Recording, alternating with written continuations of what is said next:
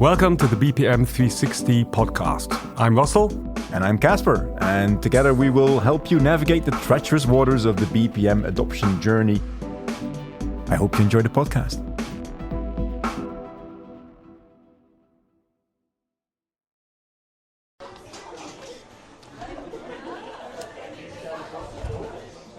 Russell, my friend, interesting episode today, right? Absolutely. I don't know if to look to you or into the camera, but let's look at the camera. I mean, we typically talk to a screen, right? Yep. Yeah, I still find that difficult. Well, listeners, welcome very much with a new episode of the BPM 360 podcast. Today we are shooting in Cologne, beautiful city of Cologne, where Russell and I met up to do a in-person recording of our podcast. So, Russell, how are you? I'm fine, and it's good that you mentioned that we're in Cologne, and a lot of people would have thought this is my living room, but fortunately or unfortunately, this is not what my living room looks like. But I did see that you had a big Christmas tree. Oh, I love it. Fully decorated. So I think people looking at this video and then seeing your living room would say, that's your style, that's your Christmas style. My house is slightly more contemporary and modern, but I do like the guirlands that they have around the windows here. Yeah. I passed by this little shop when we trying to find each other in the quite busy streets actually of Cologne, where there's a Christmas market going on, and I thought, well, this might be a good place to record a podcast. So what we're going to do this episode is looking back at 2024. So BPM in review, or the BPM 360 podcast in review. I think that's part of our year as well, Russell, haven't it? Yes, and definitely two big blocks that we covered. So I just checked out actually that we started in March. Yeah. I think we're now on the 24th or 25th episode. 27, I think, already. Actually, published? Yeah, published. Yeah. Also, okay. The one that we did with Apollox last week, I think, was number 27, if I'm not mistaken. Yeah, and we got one to go. We got one, and we're one behind the Prozessphilosophen, so we need to catch up with them. Yeah, overtake them. That's the challenge. Well, they have a very steady weekly publishing rhythm. We don't, but that's fine. It's not a contest. It's a no, not a contest. We need to do a show with them together. We will. So shout out to the Prozessphilosophen, and if you can do it in English, because my German simply is not good enough for that, let's do a podcast episode together. Would be very much fun. Now, if let's deal with BPM in general first for a couple of minutes, Russell, and then we'll move to our podcast and see how we experience that. So let me just kick it off. So 2024, I think, was a very interesting year for BPM. I think in one of the most common ways is because we see a lot of more focus on transformations. Organizations understand that they need to change, and they very often combine that with changing their landscape. I'm just S/4HANA transformations. Just take one. And fortunately, I would say by now what I see happening compared to like 10, 15 years ago is that organizations understand that doing a system transformation is not cutting it. It's a business transformation. And you're changing not only your underlying supporting applications, but you're also changing the way that you work. How do you look at that, Russell, from that perspective? Absolutely, and I think one thing that has really pushed in the dynamics here is the whole AI topic, where we also talked about the companies having to have a real digital platform in order to really enable then AI tools is something that is really showing up the companies that have, from my perspective, have not really walked the talk on digitalization. Haven't really had the platform in place to enable such technologies. It's like when we're talking about saw some good in the Telesphere, we saw some good things about saying how to bring in unstructured data and structured data to be able to leverage the KI. And how many companies have their sense of digitalization will have PDFs in a SharePoint rather than having them in a real digital form that they can then be utilized for even non-AI technologies. But before, it wasn't so apparent. It didn't really hurt. Yeah? True. True. There were workflows and things pushing the documents around, but not really going into the depth of what real knowledge is in these documents. And that's where AI really showed up. The companies that have just thought about that before have the platform and now can really leverage and utilize these technologies. And then just to add on to that, because it's an interesting point, at the moment that you see companies are starting to understand that if you bring your documented knowledge about processes or the collective wisdom of a company, you combine that with the things that you learn with mining, so the actual reality, it becomes so much that you need to resort to AI as well to help you muddle through and get to the real nuggets that might improve the way that you work as an organization. I mean, you really need AI for that.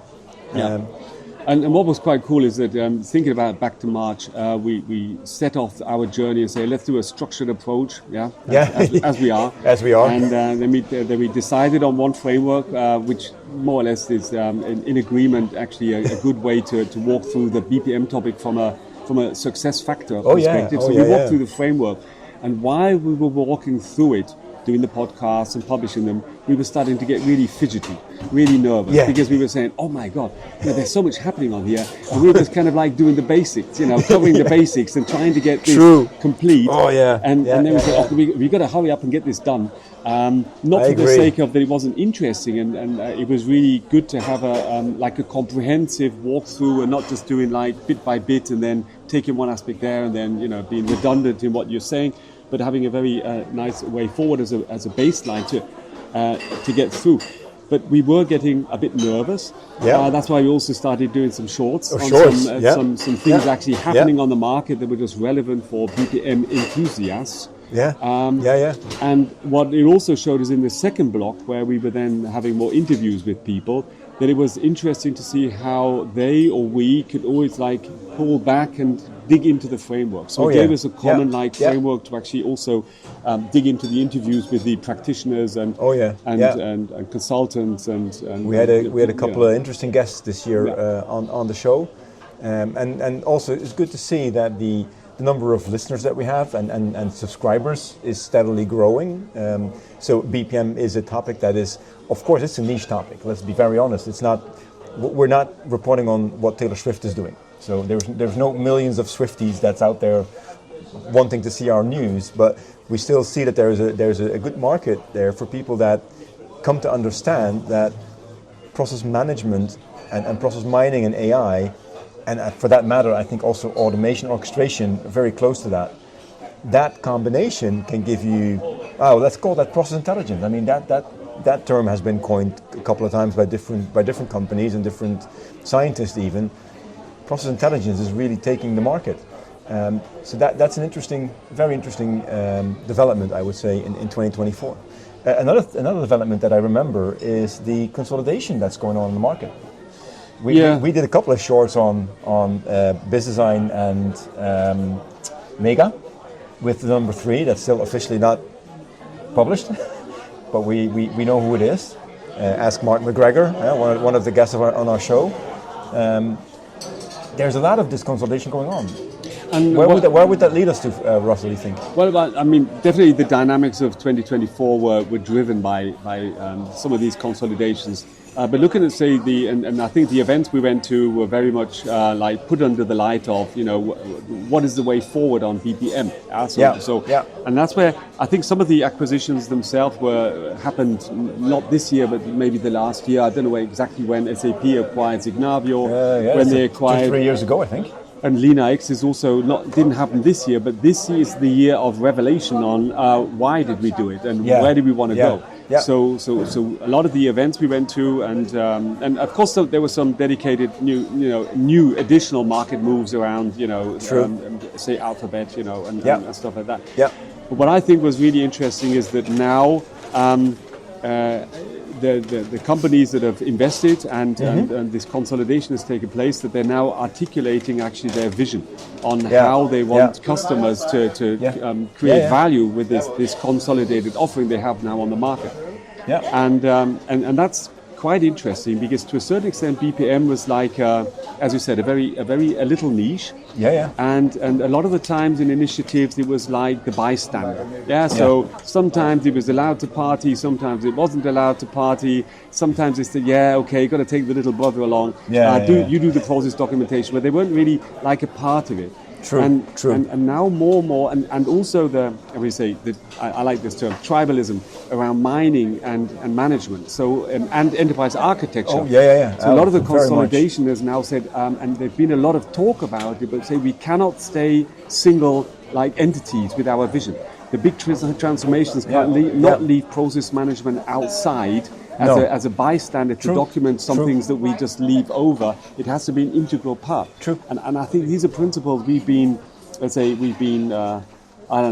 runterbeten to our customers. We've been talking about so much, but now really I think a lot of this walk the talk is being manifested with different twists to it. And that's something where SAP has clearly its SAP twist. It has its overarching objective, but ultimately. That's something where customers are going to be challenged. So, in saying which way do we go? I'm going to put one on the table then. We're talking about consolidation. We're talking about bringing together more closely things like enterprise architecture, process management, process mining, integration, automation. What the heck was the private equity company that bought Software AG thinking when they just had best of breed of all of that and start chopping it up? They had Alphabet, which is one of the leading EAs. They have Aris, one of the leading BPM tools. They have Web Methods, one of the leading system integrators and automation tools.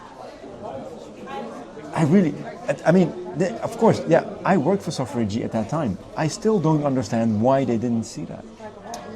But that's just me. Well, yes, but what else?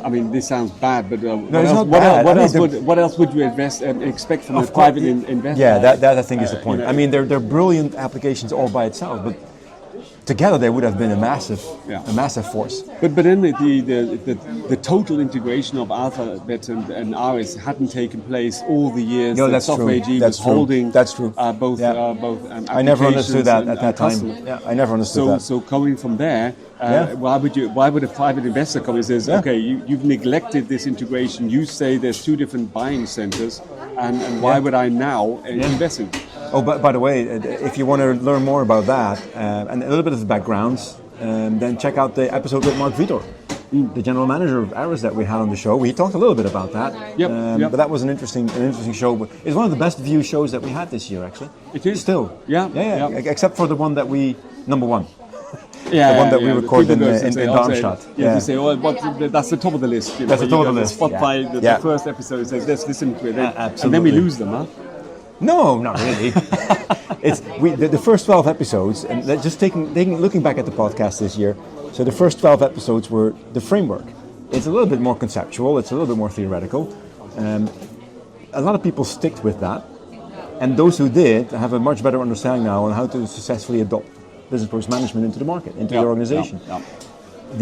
After that, it starts picking up again because we're going to have interviews and people like to listen to other people talk instead of just the two of us. Absolutely. Apparently. So this episode is not going to do anything, probably. Well, it's Christmas. It's fun recording it, though, isn't it? It is. Like a Christmas carol around BPM. Well, let's not do that. No. And just recapping on the interview, so Mark was interesting because, of course, Mark has been in the business with Aris for a long time. For decades. I got to know him in 2005 as I joined IdeaShare. And he was already then praying and preaching solution manager integration, etc., etc. So he's really deep down in stuff.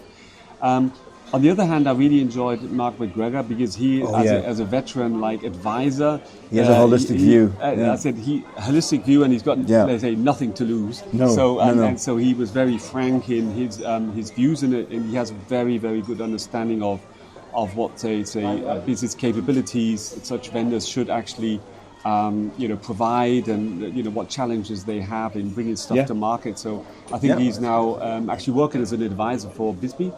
Busy sign. Yeah, Mega busy sign. Yeah. Exactly. Yeah, So there, I think that's exactly. He's bringing the that role. unnamed number 3 party in. Yeah, and that was really great, and of course, super joy with Roland and JM. Oh, that was so much fun. So here having some veteran podcasters. Yeah. So Mark McGregor is a veteran advisor. Mark Vitor is a veteran BPM guy, Yeah. and Roland and JM definitely are veteran podcasters. Yeah. Super entertaining, and Regular clowns as well. and what I thought was really cool is so how we did manage to not just say yes I agree, but we had like and even them, two of them between each other had quite a differentiated view on certain topics. So that was absolutely great. Yeah. Those two were absolutely great, and that's why I think the one with the Prozessphilosophen might be also potentially very interesting because the three of them also have very distinct opinions from time to time. And there's more people on our list that we're going to be interviewing in 2025. So I have to say I really enjoyed it so far, Russell. Absolutely. It's been a lot of work, I'll be honest, but it's worth it. Yes, and the lessons learned. We need to work on our SEO, as you said, our presentation, our YouTube. We get some young people in who know how to do that better than we. Yeah. Our kids probably. Yeah, absolutely true. Oh, let's keep this one short. Yep. We don't want to spoil people too much. Thank you for listening. We wish you a very Merry Christmas and holidays. We're trying to push this one out before the Christmas, I guess. Yes. And then we'll take a small little vacation break, and then we're back at it in January. And maybe we have one surprise one in between. So long for now, and see Thanks you a lot for listening. See you in 2025. Cheers. Bye.